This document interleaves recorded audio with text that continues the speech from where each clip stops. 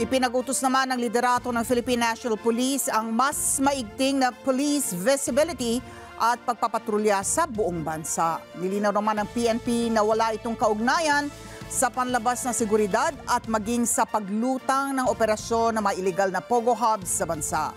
Ang detalye sa report ni Mar Gabriel.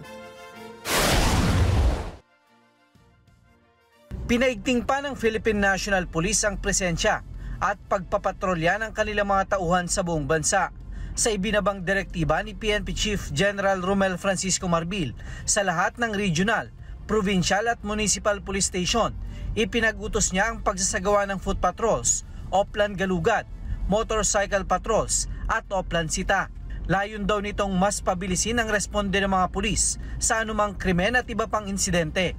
Ito ay bilang pagtugon doon sa ating adhikain na maging mas ligtas yung ating mga mamamayan sa kanilang pagpasok o even habang sila ay natutulog. Kaya yung ating mga pulis sa barangay kahit sa gabi ay dinideploy na po natin. Nakasaad din sa direktiba na 85% ng kanilang mga tauhan ay dapat na maging aktibo sa field duties at bawasan ang kanilang office work. Git ni General Marbil, ang kanilang inisyatiba ay hindi lang para makaiwas sa krimen, kundi para palakasin ang tiwala at suporta ng publiko. I-identify po natin saan-saan yung mga lugar kung saan na may mga namomonitor tayong na mga criminal gangs na involved sa iba't ibang klase ng illegal activities, including yung mga drug dens. Alam po natin na kapag may mga pushers dyan, may mga user, this may trigger yung mga kaso po na iba na involved din sa iba-ibang mga kaso, including theft po. And of course, yung mga oplansita natin, yung mga random checkpoints natin ay paiigtingin po natin.